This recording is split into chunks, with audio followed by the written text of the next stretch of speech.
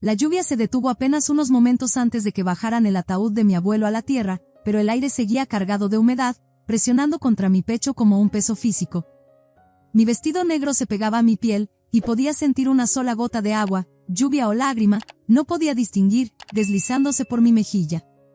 Soy Raquel Orozco, y en esa gris mañana de martes, enterré a la última persona que verdaderamente me amaba. Al otro lado de la tumba recién cavada estaba mi madre, Carmen, delicadamente secándose ojos secos con un pañuelo que apenas había arrugado. A su lado, su esposo Alberto se movía incómodo en sus costosos zapatos, mientras sus dos hijos universitarios, Regina y Raúl, revisaban sus teléfonos cuando creían que nadie los observaba. Todos eran extraños para mí ahora, aunque compartíamos un apellido y una vez compartimos un hogar. Ninguno de ellos había visitado al abuelo Guillermo durante su estancia de 3 meses en el hospital. Ni una sola vez. Yo fui quien se sentó a su lado día tras día, sosteniendo su mano como papel mientras el cáncer lo consumía lentamente. Fui yo quien escuchó su respiración trabajosa durante la noche, quien humedeció sus labios agrietados con hielo triturado, quien leyó en voz alta sus novelas favoritas de Hemingway hasta quedarme ronca. Raquel, me llamó mi madre cuando la pequeña multitud comenzó a dispersarse. Sus tacones se hundían ligeramente en la tierra húmeda mientras se acercaba. Gracias por organizar todo. Guillermo lo habría apreciado. La formalidad en su voz me dolió más que si me hubiera abofeteado. Guillermo. No, papá, o tu abuelo. Solo Guillermo, como si fuera un conocido distante en lugar del hombre que la había criado. Antes de que pudiera responder, un hombre en traje gris carbón se acercó a nosotras, su portafolio de cuero brillando a pesar del día nublado. ¿Señorita Orozco? Soy Lorenzo Gutiérrez, el abogado de su abuelo. Necesito hablar con usted sobre la lectura de su testamento. La postura de mi madre cambió instantáneamente, su columna enderezándose, sus ojos abriéndose con repentino interés. ¿Cuándo tendrá lugar esto?, preguntó, dando un pequeño paso adelante, como si temiera perderse algo crucial. Ahora, si es conveniente, respondió Lorenzo, mirándome a mí, no a mi madre, para confirmación. Está bien, contesté, mi voz más firme de lo que me sentía. 20 minutos después, nos reunimos en la sala del abuelo. La casa todavía olía a él, libros viejos, tabaco de pipa y los caramelos de menta que guardaba en platos de cristal por todas las habitaciones. Me senté en su sillón favorito, mis dedos encontrando automáticamente la parte desgastada en el reposabrazos donde su codo había descansado durante incontables noches. Procedamos, dijo Lorenzo, sintiendo la tensión. Colocó varios documentos sobre la mesa de café, alisándolos con manos experimentadas. Comenzaré con la lectura formal del último testamento de Guillermo Orozco. Mientras Lorenzo leía el preámbulo legal, observé el rostro de mi madre. Estaba inclinada ligeramente hacia adelante, sus ojos completamente enfocados en los papeles en manos de Lorenzo. Regina miraba alrededor de la habitación, catalogando mentalmente los objetos como si ya estuviera decidiendo qué quería.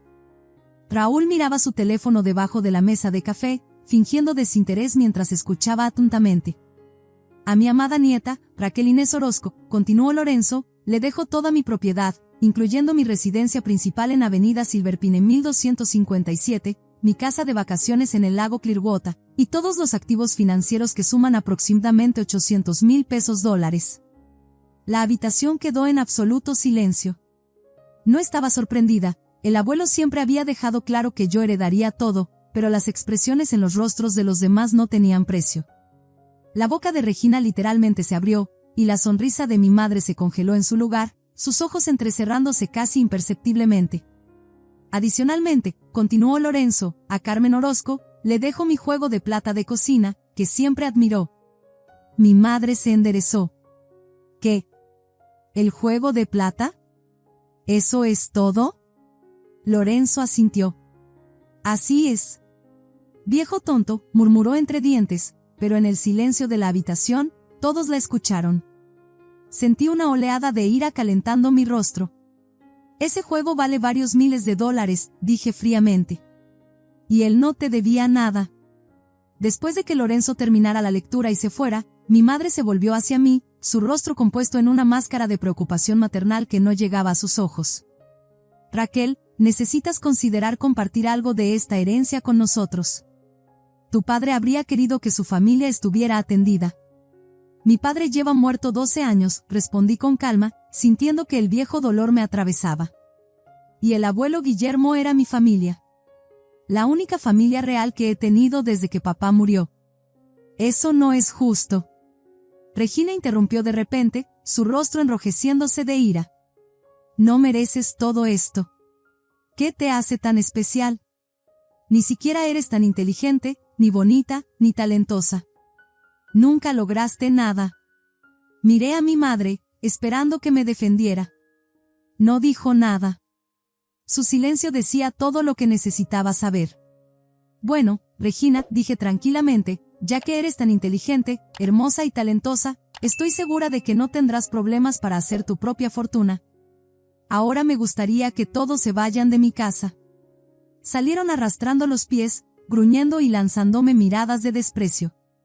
Tan pronto como se fueron, cerré la puerta con llave y me apoyé contra ella, finalmente permitiendo que las lágrimas llegaran. No eran lágrimas de tristeza, eran lágrimas de alivio mezcladas con un agotamiento profundo que había estado acumulándose durante meses, años incluso. Después de que papá muriera cuando yo tenía 13 años, todo cambió. Mamá conoció a Alberto un año después, y de repente estaba enfocada en construir su nueva familia. Cuando se casaron y Alberto se mudó con sus hijos, me convertí en una ocurrencia tardía en mi propio hogar. Regina, que era 2 años menor que yo, robaba mis cosas y luego lo negaba. Arruinaba mi tarea y culpaba a su perro. Raúl hacía comentarios groseros cuando no había adultos cerca. Y mamá, estaba demasiado ocupada tratando de ser la esposa y madrastra perfecta para notar lo que le estaba pasando a su propia hija. El abuelo Guillermo se convirtió en mi refugio. Me quedaba en su casa siempre que podía, fines de semana, vacaciones escolares, a veces incluso entre semanas si tenía mucha tarea. Nadie en casa parecía importarle o siquiera notar mi ausencia. Cuando me gradué de la preparatoria, el abuelo pagó para que asistiera a la universidad en otro estado. Esos 4 años lejos fueron los más felices de mi vida. Después de la universidad, regresé a mi ciudad natal pero alquilé mi propio lugar. Visitaba al abuelo varias veces por semana, pero solo veía a mamá en contadas ocasiones, generalmente por accidente en el supermercado o en la gasolinera. Incluso olvidó mi cumpleaños el año pasado. Ahora el abuelo se había ido, y yo estaba sola. Pero al menos tenía un hogar, su hogar, y suficiente seguridad financiera para descubrir qué quería hacer a continuación. Pasaron varias semanas después del funeral. Me mudé de mi apartamento alquilado a la casa del abuelo. Un sábado por la mañana, mientras ordenaba algunos de sus viejos libros, sonó el timbre. Me acerqué con cautela y miré por la mirilla. Mi madre estaba en el porche con Regina a su lado, ambas luciendo brillantes sonrisas que no llegaban a sus ojos. Raquel, cariño, mi madre dio un paso adelante y me abrazó antes de que pudiera reaccionar. He venido a recoger el juego de plata que Guillermo me dejó. Pensé que era una buena oportunidad para que nos pongamos al día, ¿verdad? Claro, dije, haciéndome a un lado para dejarlas entrar. Está en el gabinete de la cocina, en el mismo lugar de siempre. Mamá se dirigió directamente a la cocina mientras Regina se quedó en la sala, sus ojos escaneando cada rincón. Dios, este lugar es tan deprimente, dijo, pasando un dedo por la estantería. Parece un museo para ancianos. Si esta fuera mi casa, la renovaría completamente. Muebles nuevos, pintura nueva, quizás derribar algunas paredes para abrirla. Bueno, no es tu casa, respondí con calma. Y resulta que me gusta así. Regina puso los ojos en blanco. Lo que sea. Siempre tuviste gustos raros. Me mordí la lengua y caminé hacia la cocina para ver a mamá. Estaba envolviendo cuidadosamente cada pieza del juego de plata en periódico, sus movimientos precisos y practicados. Después de que terminara de empacar la plata, nos quedamos incómodamente en la entrada. Esperaba que se fueran, pero mamá me sorprendió. Raquel, he estado pensando, deberíamos tratar de reconstruir nuestra relación. No tienes ninguna familia cercana ahora que Guillermo se ha ido.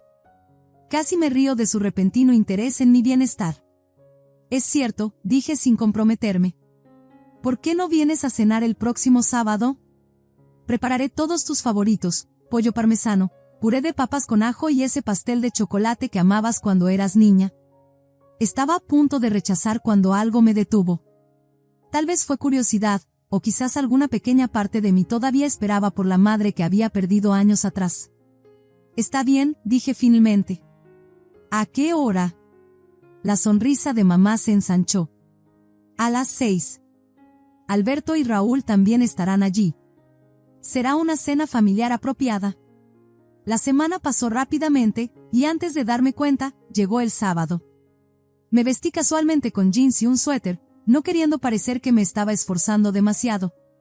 A las 6 en punto, estacioné en la entrada de la que fue mi casa de infancia. La casa se veía más pequeña de lo que recordaba. Alberto abrió la puerta con un asentimiento, su saludo habitual. Nunca se había molestado con abrazos ni siquiera apretones de manos.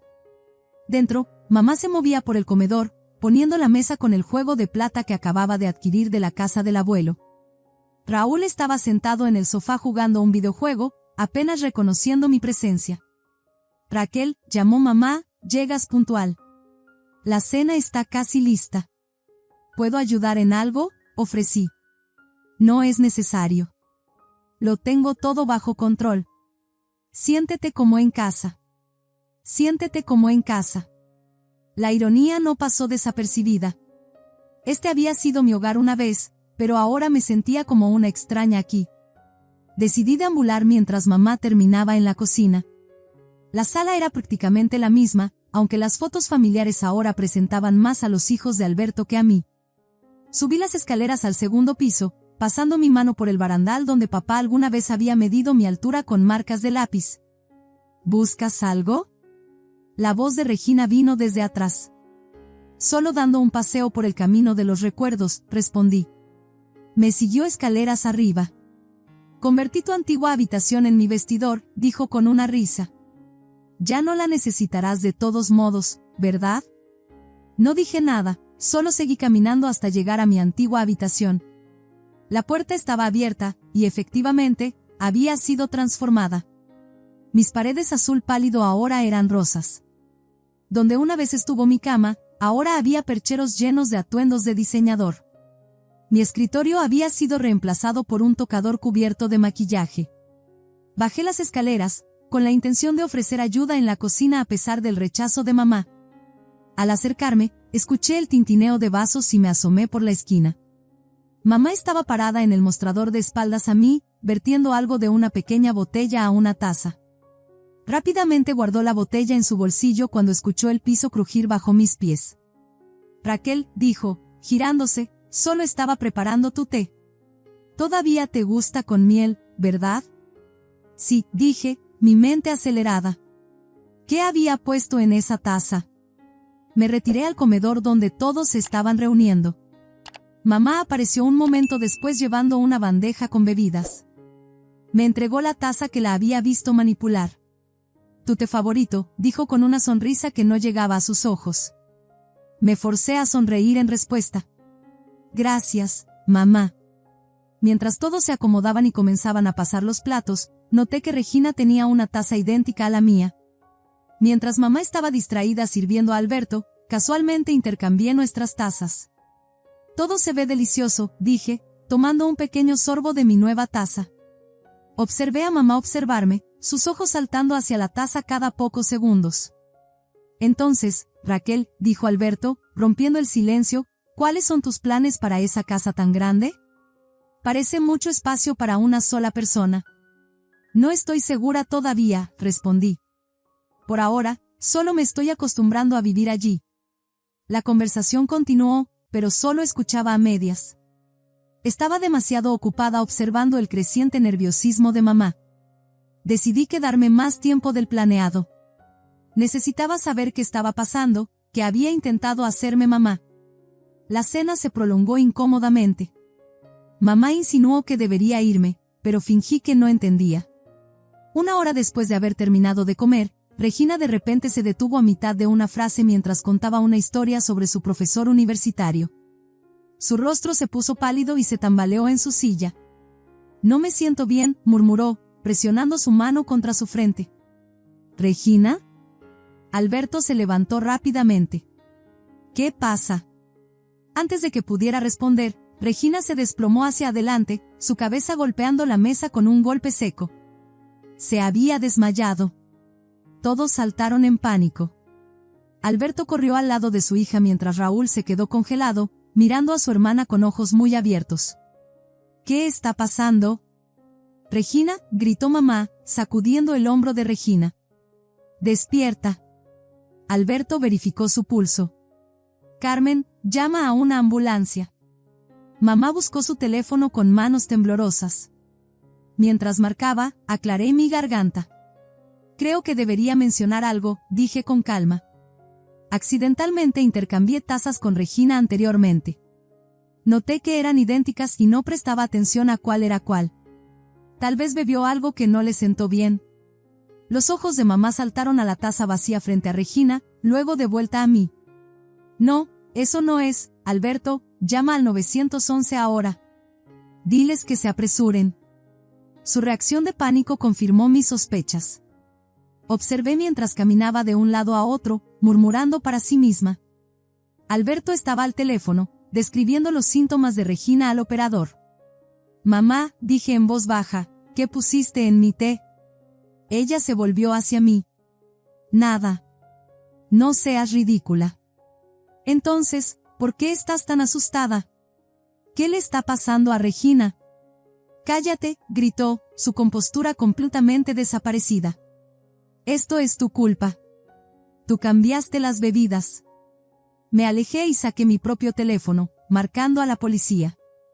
Hola, me gustaría reportar un intento de envenenamiento, dije claramente. Creo que mi madre intentó drogarme, pero mi hermanastra recibió la bebida en su lugar.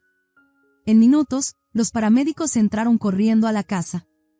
Mientras atendían a Regina, expliqué tranquilamente lo que había visto, mamá agregando algo a mi té, y mi sospecha de que había intentado drogarme. Los paramédicos estabilizaron a Regina y la cargaron en una camilla. Su presión arterial está peligrosamente baja, uno de ellos le dijo a Alberto. Necesitamos llevarla al hospital inmediatamente. Mientras sacaban a Regina, patrullas de policía llegaron a la casa. 2 oficiales entraron, y repetí mi historia. La oficial senior, una mujer con ojos amables y voz firme, le preguntó a mamá qué había puesto en la bebida. Mamá se desmoronó en lágrimas. Era clonidina. La tomé de la señora Pineda cuando estaba limpiando su casa la semana pasada. La usa para la presión arterial alta. Sabía que haría que la presión de Raquel bajara, que se sintiera mareada y desorientada mientras conducía. Podría haber chocado su auto, y entonces necesitaría nuestra ayuda para recuperarse. Tendría que compartir algo de ese dinero con nosotros. La habitación quedó en silencio. Incluso Alberto la miraba conmocionado. Carmen Orozco, dijo la oficial, la estoy arrestando por intento de asesinato. ¿Asesinato?, jadeó mamá. No. No quería matarla, solo lastimarla un poco. Drogar a alguien sin su conocimiento, especialmente con un medicamento que podría causar un accidente automovilístico, muestra intención de causar daño grave o muerte, explicó la oficial mientras esposaba a mamá. Mientras la llevaban al auto de policía, mamá se volvió para mirarme una última vez. Raquel, por favor diles que no lo decía en serio. Soy tu madre. No dije nada, observando cómo la ponían en la parte trasera de la patrulla. Alberto vino a pararse junto a mí, su rostro pálido. No tenía idea, dijo en voz baja. Te juro, Raquel, no sabía nada de esto. Le creí. Alberto tenía muchos defectos, pero no era violento ni vengativo, solo egoísta e indiferente. Deberías ir al hospital, le dije. Regina te necesita. Asintió, agarrando sus llaves y el brazo de Raúl. ¿Estarás bien? Estaré bien, dije. Necesito dar mi declaración a la policía, y luego me iré a casa. Después de que se fueron, me senté con el oficial restante y le conté todo, la herencia, el repentino interés de mamá en reconectar, lo que había visto en la cocina, y las tazas intercambiadas. Tomó notas cuidadosas, haciendo preguntas aclaratorias sobre el comportamiento y las declaraciones de mamá. Necesitaremos que venga a la estación mañana para hacer una declaración formal, dijo, y probablemente será llamada a testificar si esto va a juicio. Asentí, de repente exhausta. Entiendo. Más tarde, mientras conducía de regreso a la casa del abuelo, mi casa ahora, la realidad me golpeó. Mi propia madre había intentado lastimarme, posiblemente matarme, por dinero. La madre que alguna vez había vendado mis rodillas raspadas y me había leído cuentos antes de dormir se había convertido en alguien capaz de calcular daño contra su propia hija. Estacioné en la entrada pero no pude obligarme a entrar todavía. En cambio, me senté en el auto, lágrimas corriendo por mi rostro, no lágrimas de tristeza sino de ira y traición. ¿Cómo habían salido tan mal las cosas? ¿Cuándo había cambiado tanto mamá? Finalmente, sequé mis lágrimas y entré. La casa estaba quieta y silenciosa, llena de las cosas del abuelo, con recuerdos del hombre que me había amado incondicionalmente. «Te extraño, abuelo», susurré a la casa vacía. «¿Qué hago ahora?». Las siguientes semanas pasaron en un borrón de estaciones de policía, oficinas de abogados y visitas al juzgado. Mamá fue acusada de intento de asesinato. La evidencia contra ella era abrumadora, su confesión en la escena, la clonidina encontrada en su bolsillo, y la confirmación del hospital de que Regina efectivamente había sido drogada con el medicamento. Me senté durante la audiencia preliminar, observando a mamá en su uniforme naranja, su rostro pálido y demacrado. Seguía tratando de captar mi mirada, pero me negué a mirarla directamente. Alberto y Raúl también estaban allí, sentados en el lado opuesto de la sala del tribunal. Regina seguía recuperándose en casa. El defensor público de mamá trató de argumentar que nunca tuvo la intención de matarme, solo causar un accidente menor, pero el fiscal respondió que dar a alguien un medicamento para la presión arterial que podría causar la pérdida de conciencia mientras conduce mostró un desprecio imprudente por la vida humana. Al final, mamá aceptó un acuerdo de culpabilidad, 5 años por intento de asesinato en segundo grado con posibilidad de libertad condicional después de 3 años. Mientras se la llevaban, finalmente captó mi mirada y articuló sin voz: «Lo siento». Me di la vuelta. Fuera del juzgado, Alberto se me acercó torpemente. «Regina está mejor», dijo. «Quiere hablar contigo». Estaba horrorizada cuando supo lo que su madre intentó hacer. Todos lo estábamos. Ninguno de nosotros habría participado en algo así. Acepté visitar a Regina al día siguiente. Cuando llegué a su casa, se sintió extraño saber que mamá no estaría allí. Regina estaba sentada en la sala, pareciendo pálida pero alerta. «Hola», dijo cuando entré. «Gracias por venir». Me senté frente a ella. «¿Cómo te sientes?» «Mejor. Los médicos dicen que no habrá daño permanente». Jugueteó con el dobladillo de su camisa. «Mira, Raquel, necesito disculparme. No solo por mi mamá, eso es cosa de ella, sino por cómo te he tratado todos estos años». Levanté las cejas, sin esperar esto. «Estaba celosa», continuó. «Tenías esta relación perfecta con tu papá, y luego con tu abuelo incluso después de que tu papá muriera. Tenías a alguien que te ponía primero. Nadie me puso a mí primero, ni siquiera mi mamá». Su voz se quebró. «Y lo desquité contigo». «No era perfecta», dije suavemente. «Solo real». Hablamos durante casi 1 hora, no sobre mamá o la herencia, sino sobre nuestra infancia, nuestros malentendidos, la familia que podríamos haber sido en diferentes circunstancias. No lo llamaría exactamente una reconciliación, pero era un comienzo.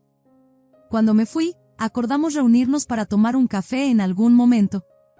No sabía si realmente sucedería, pero la posibilidad existía ahora, lo cual era más de lo que tenía antes. 3 meses después de la sentencia de mamá, recibí una carta del Centro Correccional para Mujeres donde estaba recluida. Miré el sobre durante mucho tiempo antes de abrirlo. «Querida Raquel», había escrito con su familiar caligrafía cursiva, «sé que no merezco tu perdón. Lo que hice es imperdonable. Me perdí en algún lugar del camino después de que tu padre murió. Estaba desesperada por construir una nueva vida, una sin el dolor de recordarlo. Pero al tratar de escapar de ese dolor, causé mucho más. Te alejé cuando debería haberte mantenido más cerca. Eras todo lo que me quedaba de él, y no podía soportar ver sus ojos mirándome a través de los tuyos. No te pido que me visites ni siquiera que respondas. Solo quiero que sepas que me arrepiento de lo que hice con cada fibra de mi ser, no solo la cosa terrible que intenté hacerte, sino todo. Los años de negligencia, elegir a Alberto y sus hijos sobre ti, olvidar lo que significa ser madre. Lo siento mucho, Raquel. Espero que algún día encuentres felicidad y paz, incluso si no soy parte de tu vida. Con amor, mamá. Doblé la carta y la volví a meter en su sobre, luego la coloqué en un cajón del escritorio del abuelo. No lloré. No sentí la necesidad de responder. Tal vez algún día lo haría, pero no todavía. Mamá necesitaba sentarse con sus decisiones más tiempo, y yo necesitaba tiempo para construir mi vida sin la sombra de su traición sobre mí. Y eso es lo que hice. Pasó un año, luego otro. Mantuve la casa del abuelo pero redecoré partes de ella, mezclando sus antigüedades con algo de mi propio estilo. Usé parte de la herencia para volver a la escuela para una maestría en educación, algo que siempre había querido hacer. Hice nuevos amigos, salí ocasionalmente, y lentamente construí una vida que se sentía como mía. Regina y yo sí nos reunimos para tomar café, y luego cenar, y eventualmente nos convertimos en algo así como amigas, no cercanas, pero civilizadas y a veces incluso genuinamente cálidas entre nosotras. Raúl se fue a estudiar un posgrado en otro estado. Alberto vendió su casa y se mudó a un condominio en el centro. Intercambiamos tarjetas de Navidad, pero nada más. Mamá continuó escribiendo cada pocos meses. Leía sus cartas pero nunca respondí. Escribía sobre sus sesiones de terapia, sobre las otras mujeres en prisión, sobre sus arrepentimientos y esperanzas. En su carta más reciente, mencionó que pronto sería elegible para libertad condicional. No preguntó si apoyaría su liberación o si podría quedarse conmigo después. Parecía entender que algunos puentes no pueden reconstruirse.